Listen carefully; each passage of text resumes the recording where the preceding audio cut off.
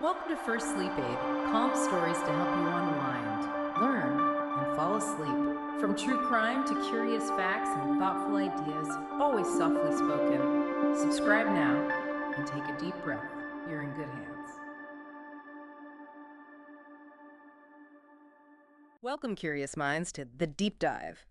Today, we're pulling back the curtain on one of the most, well, unsettling American mysteries. It's a case that took a quiet small town and really turned it into this crucible of fear and suspicion. Just imagine, if you will, doing something totally mundane. Checking the mailbox, maybe it's 1976, a normal Tuesday. But then you find it, a plain white envelope, no return address, the postmark, Columbus, Ohio. And inside, there's just this single sheet of lined paper. It's filled with capital letters, meticulously printed. They look neat, sure, but there's a distinct chill. Each word seems pressed onto the page with this unnerving force, like the pen itself had an agenda. And the message, simple, stark, chilling. Stay away from Massey, I'm watching you. Yeah, and what's truly striking here is how quickly something so ordinary, a letter, something we all get. Totally mundane. Exactly. How that could be weaponized. This wasn't just mail. It was paper and ink used with deliberate, malicious intent.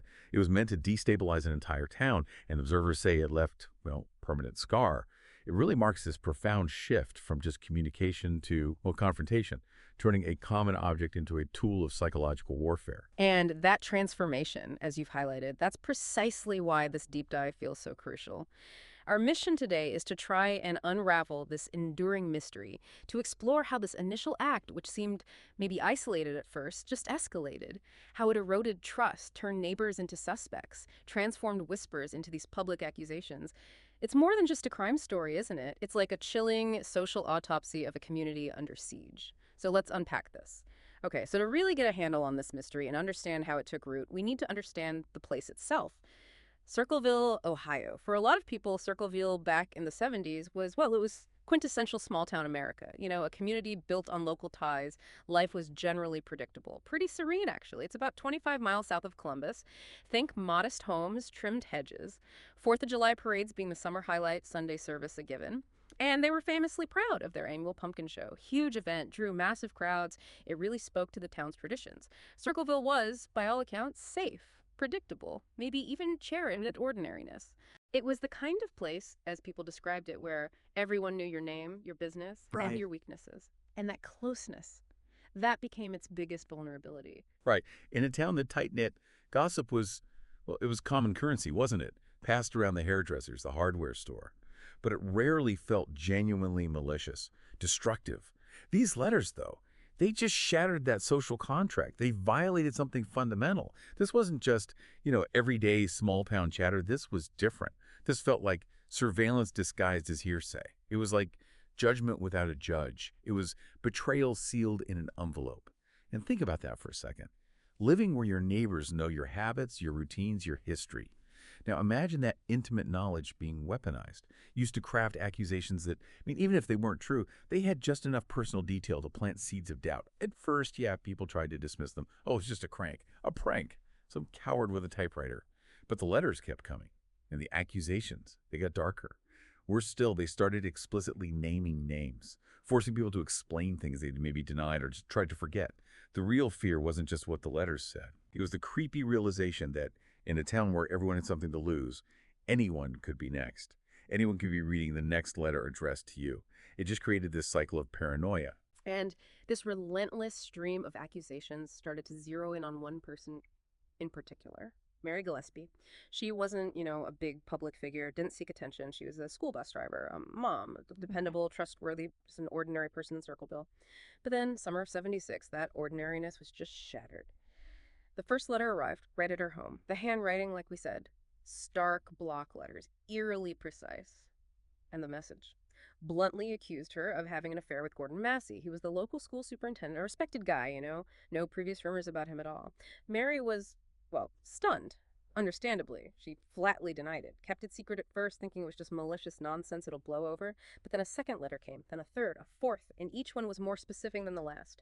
It revealed this alarming, intimate knowledge of her day-to-day life, when she drove her bus route, what clothes she wore on a certain day, who she talked to at the grocery store. It was that specific. The letters escalated, threatened to tell the school board, expose her publicly, bring shame on her family. It was this slow, creeping fear. This chilling sense of being truly watched, having every private move scrutinized by some unseen tormentor, it started to take hold, making her feel completely exposed. And what's crucial here, I think, is how that psychological pressure quickly spread.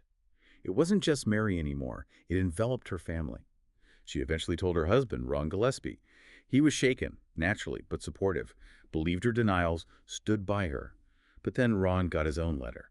And this one was different, markedly harsher, more confrontational, clearly designed to undermine him, his role as head of the house.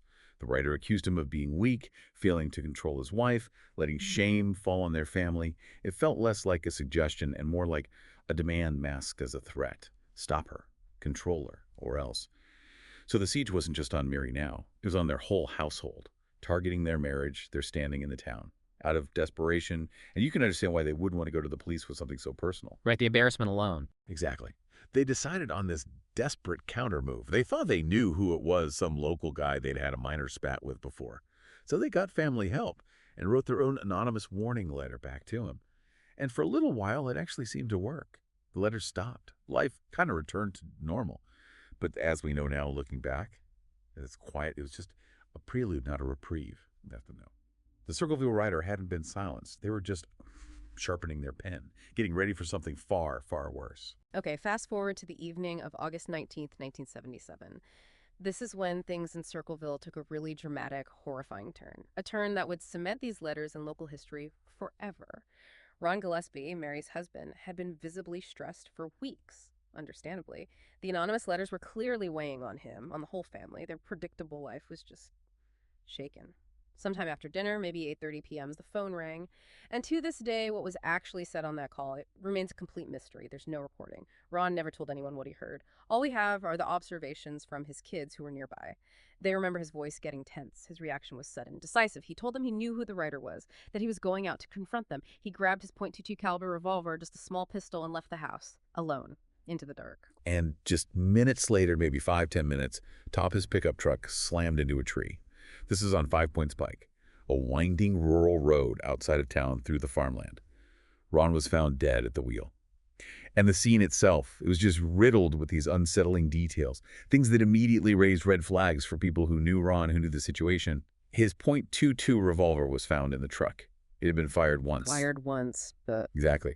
But no bullet was ever found. No shell casing. No clue what he might have fired at. And adding to the confusion, there were no skid marks on the road before the crash, suggesting he didn't even try to brake or swerve. But maybe the most baffling detail, the one that really shocked everyone, was the toxicology report. Ron's blood alcohol level reported as .16. That's double the legal limit in Ohio at the time. Double. Yeah. But his family said he wasn't a drinker. Precisely. His family, his friends, they were adamant. Ron wasn't a drinker, especially not like that. Not that night. Certainly not when he was supposedly going out armed to confront someone threatening his family. They just couldn't square that image with the man they knew. He didn't seem impaired when he left the house just moments before. So the questions started immediately, and they still linger. Was he forced off the road? Was there a second car involved deliberately? Did he fire the gun as a warning? Or in desperation against someone we just don't know about? That mysterious phone call pulled him out of the house, drew him towards a confrontation. And as people involved later reflected, that call had brought him out, but it had not brought him back. The official police response to Ron Gillespie's death was, well, it felt jarringly swift, almost cursory. And it left a lot of people in town feeling deeply uneasy. The Pickaway County Sheriff's Office ruled it an accident very quickly, cited the alcohol involvement as the main factor, concluded no foul play, case closed, within days. But for so many in Circleville, that closure felt completely hollow. It didn't address the huge shadow cast by those anonymous letters. Yeah, the speed of that closure was alarming, especially given the whole context. These ongoing threats, the tension, that fired weapon found at the scene. A critical piece of evidence, you'd think, but it was barely investigated. Why it was fired remained largely unexplained. The mysterious phone call Ron got right before leaving, never traced. Its origin, its content just left as these huge question marks. And witnesses, crucial witnesses. Reportedly, none interviewed beyond family. That leaves a vast amount of potentially vital information just unexplored. It felt almost as though the crash occurred in a vacuum, totally separate from the threatening letters that had plagued the Gillespies for over a year. And then, as if to just mock the official story, the writer started taunting law enforcement directly. Just days after Ron's funeral, New letters started showing up in mailboxes all over town, explicitly mocking the investigation, clearly implying something important had been missed, or worse, maybe intentionally ignored. One message was particularly chilling. It read, "You should have done what you were told." The implication for Circleville residents was terrifyingly clear. Ron was punished for not obeying the writer. The letters even called out the police by name. One note declared, "Sheriff Radcliffe doesn't care. He knows who did it." That's just relentless barrage of accusations. It further fractured the community's already shaky faith in its protectors. Some folks thought the sheriff's office was just overwhelmed, maybe incompetent, but others started suspecting something darker, complicity maybe, or a cover-up. A cover-up, protecting someone. That was the chilling question. Was someone powerful, someone well-connected, being shielded? With every unanswered question, every new letter undermining the official story, the writer just got bolder. The letters multiplied. New targets were named.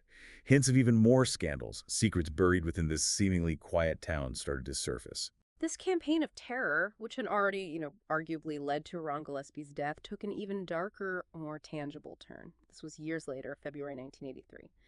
Mary Gillespie, who had already endured so much widowed, harassed, stalked for years, she found something truly horrifying along her bus route.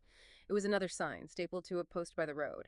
The message was accusatory, explicit, menacing. It even invoked her teenage daughter this time. She stopped the bus. She was determined to tear it down, just like she'd done with similar taunts before, an act of defiance. But as she pulled the paper off the wood, her hand brushed against a string. It was attached to the back, leading down to a small box hidden behind the post. Inside that box, a crude, homemade .25 caliber pistol, meticulously rigged to fire if that string was pulled. Mary, just by sheer luck, maybe a swift reaction, narrowly avoided setting it off. Wow. She escaped what was clearly, undeniably, an attempt on her life. And this was a profound, terrifying shift, a real escalation. The threat wasn't just words on paper anymore, designed for psychological torment. It had become a mechanism of death. The writer had introduced a literal physical weapon into their campaign. For the first time, that discovery sent immediate shockwaves through Circleville. The fear, already pervasive, hit a new, visceral level. An arrest followed pretty quickly this time. The gun, even though its serial number was filed off, was traced back to Paul Freshour. Paul Freshour, Yeah. who was Ron Gillespie's former brother-in-law, right? Exactly. He'd had a messy, acrimonious divorce from Ron's sister, and reportedly had a complicated relationship with Mary herself. So there was this layer of personal animosity, a potential motive. Evidence against him started to pile up. Investigators found materials in his garage wire, components similar to those used in the booby trap, and handwriting samples. Investigators felt they were suspiciously similar to the block lettering of the anonymous notes. Paul, though, denied everything, vehemently. He pointed out there were no fingerprints, no physical evidence directly tying him to the trap scene. But he was convicted anyway. He was convicted of attempted murder in 1984, primarily based on that handwriting analysis, which was central to the prosecution's case, even though, interestingly, forensic experts gave contradictory testimony about its certainty. He got a long sentence, 7 to 25 years. Mary herself, maybe too traumatized, didn't testify at the trial. But here's where it gets really strange. The crucial, terrifying twist that just defies logic. What everyone agreed on was this. The arrest should have ended the terror. But it didn't. It didn't. No. The letters kept arriving, postmarked from Columbus, apparently originating from within Paul's prison. Same distinctive block letter style that had haunted Circleville for years, which left the town with this haunting, inexplicable question. Had they jailed the wrong man? Or was the Circleville writer somehow more than just one person? A conspiracy still lurking. Okay, so in any mystery that lasts this long, especially one as personal and, well, pervasive as the Circleville Letters, you have to ask the fundamental question. Cui bono? Who benefits? It's the classic question, right? Helps uncover motives, understand the dynamics when everything's hidden by anonymity. These letters weren't random. They were targeted, specific, deeply personal, hinting at affairs, alleging corruption, weaponizing private truth. So what possible motives could be driving someone who clearly knew things they should not have known? Well, if we try to connect the dots, several compelling possibilities jump out. And each one raises even more unsettling questions. First, there's the obvious theory. Personal jealousy or retribution. The initial focus on Mary Gillespie and Gordon Massey strongly suggested, maybe a scorned lover. Or someone nursing a deep, long-held grudge. Mary, even as a bus driver, she had this visibility and trust in a small town that could easily be targeted by envy or maybe misinterpreted. She was known, respected. Gordon Massey as school superintendent. That's a position of public trust authority. Makes you vulnerable, doesn't it? To political rivalries, personal resentment, maybe even blackmail. The letters could have been this twisted form of whistleblowing, a warped attempt at accountability by someone feeling wronged or just consumed by moral outrage. Imagine someone holding a grudge against Massey, using the alleged affair as a tool to dismantle his career. And then there's Ron Gillespie's death. That adds another layer entirely. Absolutely. Did Ron uncover something worth killing for? Maybe a secret about the writer, or evidence of some deeper corruption that went beyond just personal affairs? Or was there a hidden motive, maybe closer to home, someone within the family dynamics that we just don't know about, a conflict hidden from the wider community? And Paul Freshour's own situation fits neatly here too. His strained family ties with the Gillespies, that bitter divorce from Ron's sister. It gave him a plausible motive for personal revenge, made him an obvious target for suspicion. But beyond these individual grudges, you also have to consider broader, maybe institutional motives. Some letters widened their scope, right? They didn't just attack individuals, they scrutinized entire entities. A school board member accused of financial misdeeds, a police officer supposedly failing to keep order. In that view, the letters weren't just tools to expose, they were tools to control, forcing people into silence, into shame, into leaving town, leveraging public perception, creating a climate of fear where they couldn't function in their roles anymore. Think about it. A letter accusing a respected official of embezzlement, even if it's just rumor, that could devastate their reputation, force them out. Shows the power of anonymous suggestion. The writer's psychological aim, whatever the specific grievance, wasn't just to frighten, it was to manipulate. These were expertly crafted tools of social engineering, designed to dictate behavior, sow discord. And regardless of the actual motive, whether it was moral outrage, personal revenge, or some pathological need for power, the chilling result was undeniable. A community in fear, fractured from the inside out. So on paper, like we talked about, Paul Freshour looked like the perfect suspect. He was close by, had a plausible motive from the family stuff, and his job as a prison guard even hinted at a certain precision, maybe knowledge of control tactics, made the booby trap seem possible for him. But for you, listening now, trying to get the full picture, was the evidence really that solid? Or were there major cracks under the surface? That's a really important question. Because when you look closely at the evidence itself, you find significant inconsistencies. The case against Paul, heavily circumstantial, built on inferences, not direct physical proof. The gun, for example, yeah, the serial number was removed, but it was allegedly linked to him. But the chain of custody, the documented trail of the evidence was later questioned by journalists, suggests potential mishandling. And the handwriting analysis, that was central, but far from definitive. How so? I thought handwriting was pretty solid back then. Well, yes and no. In the 80s, it was accepted in court, but it was still quite subjective, relied heavily on the expert's interpretation. So when we say contradictory testimony, we mean you had qualified experts looking at the exact same samples, the letters, Paul's known writing, and reaching opposite conclusions. One might say, look, the T's cross here, the pressure there, it's a match. Another would point out subtle differences. No, the loops are wrong, the spacing's off, arguing for a different author entirely. That subjectivity became a huge point of doubt. And crucially, there was no physical evidence, no fingerprints, no DNA, which wasn't really used then like it is now, no direct witnesses placing Paul at the booby trap scene. Paul himself had an alibi for the time the trap was likely set, an alibi that was never fully disproven. But here's what's really fascinating, what the jury didn't get to hear. It's even more critical. Paul reportedly passed a polygraph test, a lie detector, but it was excluded from the trial. Why excluded if he passed? Well, it's standard practice, really. Polygraphs are generally seen as unreliable in the U.S. legal system. They're not usually admissible as definitive proof in court, more of an investigative tool. So his results, whatever they showed, weren't presented to the jury. Plus, other potential witnesses, maybe people even closer to Mary, people with potentially stronger motives or links to the original affair rumors, they were never called to testify. It narrowed the focus almost entirely onto Paul. Okay, that's a lot of doubt around the main evidence. But the biggest inconsistency, the one that just seems to unravel everything, is that the letters kept coming. Even after he was locked up, how do you even begin to square that circle? Exactly. That undeniable fact is the absolute linchpin of this whole mystery. The letters did not stop when he was arrested. In fact, reports indicate they increased in volume, in vitriol, while he was in solitary confinement. With no access to writing tools or mail services, this wasn't just rumor, it was confirmed by the Ohio Department of Corrections, making it physically impossible for Paul to have written those letters from inside prison. That single irrefutable fact points to only a few possibilities. a very sophisticated frame-up, a co-conspirator carrying on the campaign, or the inescapable conclusion that the wrong man was jailed entirely. Years later, investigative journalists digging into the Fresh R files found even more irregularities, questionable chain of custody on the gun, handwriting analysis that experts still debate today, inconsistencies in police testimony suggesting maybe a rush to judgment. Through it all, Paul Freshar never wavered. Until his death in 2012, he insisted to anyone who's listened, "I did not write those letters, and I was not the only one who knew what was going on." So the question just hangs there. Was he a scapegoat?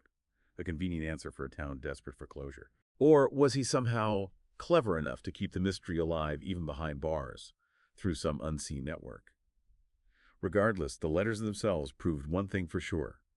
They didn't stop with his conviction. So if it wasn't Paul, then the question that just haunts this case is who?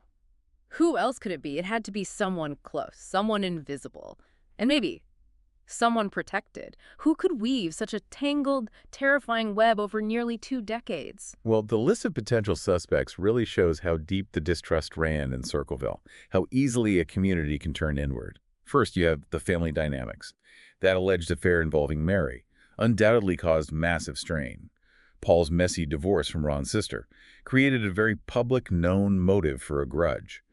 Could it have been some kind of collaborative effort within the broader family to settle scores under the cover of anonymity, maybe multiple people seeking control or revenge? It suggests a calculated, almost conspiratorial family feud boiling over using the letters of the weapon. Then there's the school district angle. Gordon Massey, despite being central to the initial accusations, he faced relatively little public scrutiny, didn't he? Yeah, you mentioned he didn't sue for defamation or anything. Right, which raises questions. Could a disgruntled employee, or maybe an administrator within the school system, have been involved? Someone with inside knowledge of its workings, the lives of those involved? Maybe someone felt slighted, overlooked, or perhaps knew about genuine wrongdoing they wanted to expose anonymously. And then, perhaps most chillingly, the focus shifts towards law enforcement itself. The questionable transparency of the local police and sheriff's office has been a recurring theme from the start. Ron's death ruled an accident so quickly, despite all the strange details, the fired gun, no skid marks, that phone call. The evidence used to convict Paul for the booby trap, shaky, hotly debated. And the official silence on the letters continuing from prison, it's deafening, suggests a really perplexing lack of follow-up or even acknowledgement of this critical fact by authorities. I keep coming back to that one line you mentioned earlier from a letter sent while Paul was in prison. "You can't hide from me. I've been around you all your life." That's just incredibly intimate knowledge of the town, isn't it? Exactly. That single line is so powerful.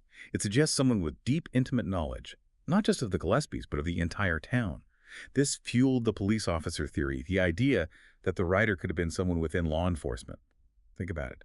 Such a person would know how to avoid detection, how to craft convincing anonymous notes, maybe how to manipulate evidence or forge postmarks, and crucially, how to intimidate while staying invisible within the town's power structure. It's a theory that definitely danced on the edge of conspiracy, absolutely, but for many people in Circleville, given everything that happened or didn't happen, it felt uncomfortably plausible. Each possibility just opens another door, doesn't it? Each accusation fractures another layer of trust. And if the wrong man did go to prison, as many suspects, then the chilling reality is that the right one never left town. Beyond the who, there's the what. What kind of mind does this? Meticulously crafting hundreds of messages over nearly 2 decades, deliberately vague, yet somehow deeply personal. Let's try to get inside the head, the unsettling psychological profile of the Circleville writer, or writers. Yeah, trying to understand the psychology here.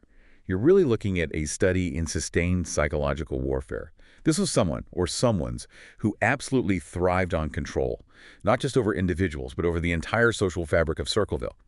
The letters weren't just angry outbursts. They felt calculated, precise. They exposed secrets or hinted at them, specifically to fracture trust in relationships, in careers. But what's really peculiar is that the writer rarely demanded anything concrete. They didn't ask for money, didn't extort specific actions, didn't issue clear commands. The power was all in the implication, generating that fear that something worse was always coming, keeping people perpetually off balance. Forensic linguists, the people who analyze language patterns, grammar, word choice, sentence structure, even spacing and punctuation, they've noted a fascinating mix here, indications of high verbal intelligence but limited formal education. The sentences were often simple, yet the tone was relentless, unyielding, almost had a performative quality. Performative, like they were putting on a show. Exactly, like you were directing this chilling play of fear, and the whole town was their unwilling audience. For instance, the way they detail mundane things about Mary's life, her car parked at a specific time, an outfit she wore wasn't just observation. It was a deliberate act to implant the idea of constant, inescapable surveillance. It turned her normal life into a stage where the writer was the unseen director, orchestrating fear and paranoia. Those odd grammatical quirks, the unconventional spacing, the stylized repetition, probably not spontaneous errors, more likely part of the mask they wore. A deliberate style choice making the letters instantly recognizable, uniquely unsettling. The profile also suggests clear, darker traits, things pointing towards narcissistic or antisocial behavior. A profound need to dominate the narrative, control others. A culpable lack of empathy for the psychological damage they were causing, maybe even enjoyment derived from the chaos and fear. These letters felt proactive, didn't they? Initiating conflict rather than just reacting to it. But it's not a perfectly clean profile, which is fascinating. Some letters showed flashes of raw, personal emotion, jealousy, wounded pride, betrayal, suggesting a very specific personal grievance. Others felt cold, automated, like a machine churning out hate. These inconsistencies, they've led some to theorize it was not one writer, but several. Or at least that the writer's identity, maybe their motives, their emotional state evolved significantly over those 2 decades. But the ultimate chilling fact is this. The Circleville writer never sought recognition, never called a TV station, never left a voice recording, nothing, only ink, only fear. So as the years went by, letters still coming, even from prison. This deeper debate took hold. Was this all rooted in one singular, intense personal grudge, a specific vendetta?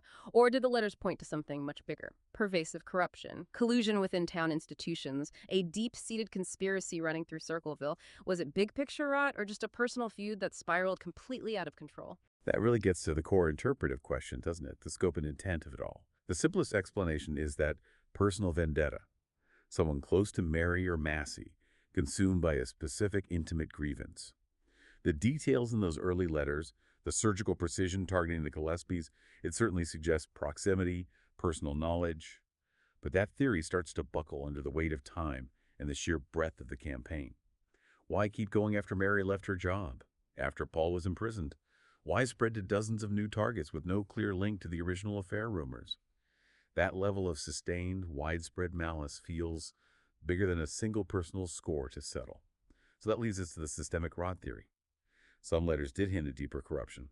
In the school system, the sheriff's department, even the courts, accusations of embezzlement, misconduct, cover-ups. In this view, the writer isn't just a stalker. They're almost a twisted vigilante. A homespun whistleblower, maybe warped by isolation and rage, using poison ink to expose truths others wouldn't dare speak. For example, some letters hinted at specific financial problems within the school board, or implied certain public figures were involved in illicit activities. Accusations that, true or not, chipped away at the town's trust in its leaders. And other ideas have floated around too, haven't they? Online forums, community whispers. Yeah, like maybe a psychological experiment or a disgruntled teacher. Right, or even just a recluse, testing how long a community could live under siege just for the dark satisfaction of watching things unravel. But the theory that always gets me, the most chilling one, suggests it wasn't any grand scheme at all, just something much more mundane, but terrifyingly personal. Indeed. The most chilling theory, for many, is that there was no big picture, that the letters were nothing more than sustained malice. Just a single, maybe lonely person, bittered by life, empowered by anonymity, who found a way to make an entire town flinch whenever the mail arrived, driven by no grander scheme than the sheer dark pleasure of inflicting fear and chaos. Because there's no confession, no universally accepted motive, it leaves this huge void, a void filled by speculation, by projection. For you, the listener, grappling with this story, everyone, in the end, finds in the letters what they fear most: hidden corruption, betrayal by a loved one, or just the chilling idea that unchecked malice can truly unravel a community from within. For years, the question has hung in the air in Circleville and among true crime fans. What if it wasn't just one writer? What if it was many? It sounds almost cinematic, doesn't it? Like something from a thriller movie. But is there actual evidence for that, or is it just a way to make sense of the sheer scale and persistence of it all? Well, if you connect it back to the facts, the volume and variation of the letters themselves certainly makes you wonder. We're talking hundreds of letters, over nearly 2 decades, sent to dozens of different people across town. And while they all use those block letters, a close look reveals subtle differences. variations in spelling quirks, punctuation habits. Some experts even argue there are tiny variations in pressure and tone that would be hard for one person to consistently maintain over that long. Yeah. Now, could one person do it?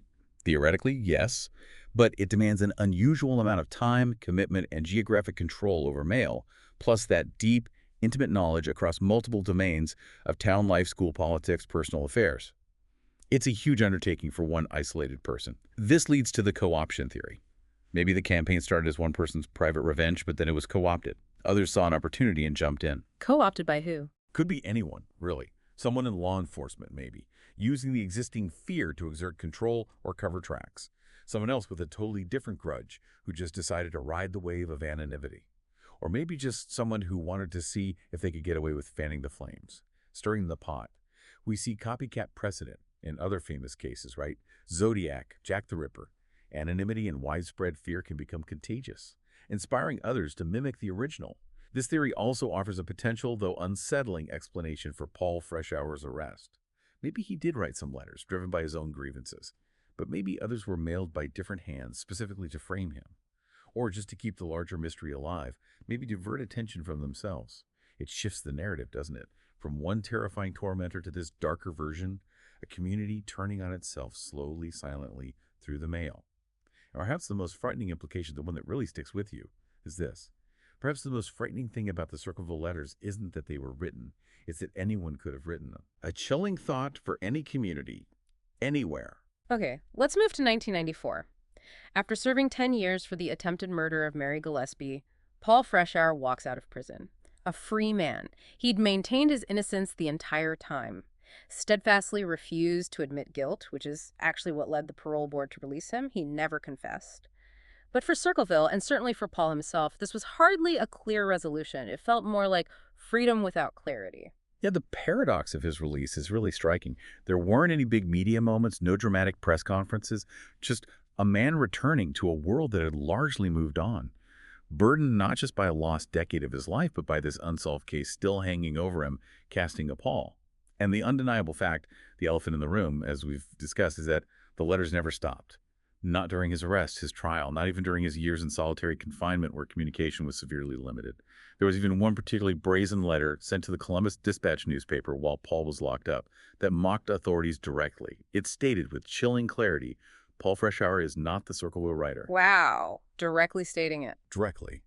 And yet, despite this irrefutable proof that the terror continued from outside the prison walls, investigators seem to have no answers, no official explanation for how these letters were still being sent. And apparently, no real effort was made to reopen the case or look for a new suspect. Paul, right up until his death in 2012, fought relentlessly, tried to clear his name, exposed what he saw as a grave injustice. He gave interviews, he maintained a website detailing his case, shared his files with anyone willing to look closer. He was even featured on Unsolved Mysteries back in '93, the year before his release. That sparked significant national interest, but ultimately, well, he never got justice, only airtime. He never found the real writer, never saw the case solved, went to his grave still proclaiming his innocence. And Circleville, left with that chilling paradox. If the man they imprisoned wasn't guilty, then the real author was still out there, still watching, still writing. It truly was a release without relief, a freedom wrapped in silence, for Paul and for the town itself. By the early 90s, the Circleville Letters story had really transcended local legend. It became this national curiosity. It just had all those unsettling ingredients that make for a compelling true crime story, didn't it? Anonymous threats, a suspicious death, a justice system that seemed to fail, that lingering question of identity, always just out of reach. It felt almost inevitable that the public eye, hungry for these kinds of narratives, would eventually turn its gaze towards Circleville. And that's exactly what happened. The 48-hour segment in 1994, Circleville, Ohio, A Deadly Letter, was huge. For many Americans, this was their first real introduction to the case. Presented with that typical grave precision, ominous music, grainy footage, it gave the real events this almost fictional noir feel. The show interviewed Paul Freshour, legal experts questioning the conviction, various residents. They reconstructed Ron's death, showed enlarged images of those chilling letters, and crucially, while staying neutral journalistically, the segment carefully but unmistakably cast doubt on the official story, on Freshour's sole guilt. Paul, in his portrayal, he came across as composed, intelligent, insistent on his innocence. His voice only really trembled when he talked about the lost years, the injustice he felt. And the public reaction. Immediate fascination, a flood of tips, theories poured into the show to law enforcement. Paul became this sort of reluctant figurehead for a miscarriage of justice. And Circleville, a town that always valued its quiet anonymity, was suddenly thrust into a spotlight it had never wanted. Its deepest fears just laid bare for everyone to see. But TV attention is fleeting, isn't it? The spotlight moved on, the mystery stayed, just simmering below the surface. The case had morphed from a local crime into something feeling more like psychological warfare, this image of small-town America torn from the inside by an unseen hand. And the haunting takeaway for you, the listener, just lingered. If the writer could operate like that, with such impunity for so long, then the writer could be anyone, a neighbor, a colleague, a family member, even you. It's fascinating how this case predates the huge true crime boom we see now online. But even back then, early 2000s, it found this niche online obsession. In obscure forums, blogs, Usenet groups, a precursor to today's Reddit threads and YouTube deep dives. Right. It had this uniquely viral quality, even in the early internet days. Unlike a lot of crimes that grab headlines, there were no gruesome photos, no sensational serial killer mythos driving it, just dozens of these menacing typewritten letters. They were easy to scan, repost, dissect, analyze. By this growing legion of armchair detectives, they often felt like fiction, like creepypasta, before that term was even common, but they were terrifyingly real. And as online platforms grew, so did the speculation. Reddit threads exploited hundreds of comments, elaborate theories, amateur handwriting analysts convinced they could crack it from home, true crime YouTubers, podcasters, producing countless hours of content, each promising to solve it where officials hadn't. But there's a real cost to that kind of crowdsourced speculation, especially when it becomes entertainment. For the people actually involved, their pain gets abstracted, their lives reduced to characters in a story. Their toughest choices endlessly picked apart in comment sections. Imagine being Paul Freshour's kids, having to relive their dad's trial, his conviction, his fight, over and over online for strangers. Or Mary Gillespie's family, having those old wounds constantly reopened. And for Circleville itself, a constant public reminder of its darkest chapter, its name forever linked to anonymous terror. The internet, it rarely asks permission to remember or to reframe. It sees stories, not scars, narratives, not neighborhoods. And while, yes, crowdsourcing can sometimes help cold cases provide new leads, it forces us to ask, what happens when a community's trauma becomes entertainment? And how much truth are we really entitled to, especially when that truth remains so stubbornly elusive? Decades have passed since that first letter. But Circleville still carries this burden, doesn't it? To outsiders, it's just the town with the creepy letters. But for the people who lived through it, whose lives were touched by that fear, how do the letters truly change Circleville, beyond just its reputation? Fear has such a long, insidious memory, and in Circleville, its legacy is palpable. It endured. Families remembering checking the mail with this lingering sense of unease, every white envelope, a potential threat. Teachers wondering what a student's parents might have read that morning, how it might affect things. Clergy watching congregations, once close, turn inward, trust eroding, friendships fractured, marriages strained under suspicion. That line between harmless gossip and malicious accusation just blurred completely, made every casual chat potentially fraught. Even people who never got a letter themselves, they felt that presence, that surveillance, the chilling idea that someone was always watching, and worse, someone was willing to act on what they saw. And it led to real behavioral shifts. Parents warning kids about certain roads, strangers. People stopped answering calls from unknown numbers.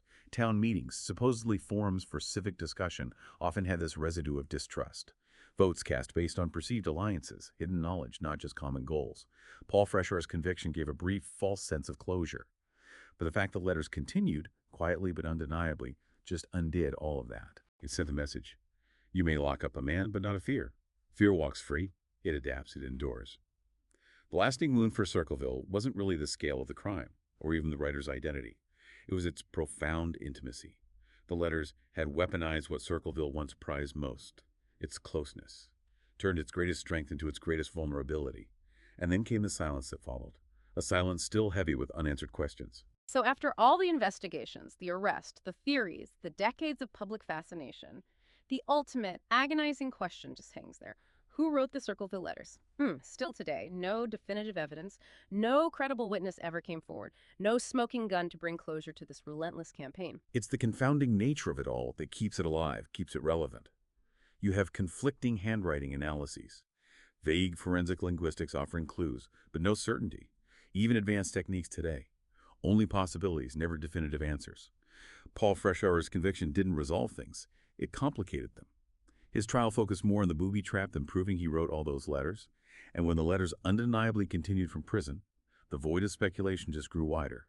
Was it a group? A law enforcement insider? Someone with this deep psychological need for control? None of it ever proven. The mystery became the story, didn't it? In many ways, it surpassed the facts themselves, and it leaves profound questions for you, the listener. What does it mean to live somewhere where lives are so altered, trust is shattered, but the person responsible is never unmasked? What does it say about community, about justice, about the very limits of finding truth when faced with anonymous malice? And perhaps the most unsettling truth of all is that the letter writer might still be out there, older now, quiet, watching, still nameless. Hashtag outro. Well, our deep dive into the Circleville Letters has taken us through a really disturbing journey. It shows how something as simple, as intimate as writing a letter could be twisted into a weapon. How it turned communication into confrontation, neighbors into suspects, and kept an entire town hostage to an unseen, unheard enemy for decades. And what's truly fascinating, I think, is that this story hasn't just faded away. It absolutely lives online now. It's replayed in podcasts like this one, analyzed in essays, dissected in endless online threads. A whole new generation is seeking answers, still poring over the handwriting scans, still chasing the shadows of a mystery that just refuses to die. The writer's enduring legacy. It isn't a name or a face, it's one of unease and endurance. So maybe the real message woven into those meticulously printed letters, the one that still resonates today, was simply this: that trust is incredibly fragile, that silence echoes louder than words sometimes, and that words, once written, especially words meant to harm, really can't be unwritten. Once fear takes root, it changes everything. Circleville never got its answer. Only the question, folded, sealed, and left behind in history's mailbox. It remains a mystery that compels us, even now, to consider the hidden vulnerabilities within our own communities and just how easily fear can take root, transforming the familiar into the profoundly, deeply unsettling.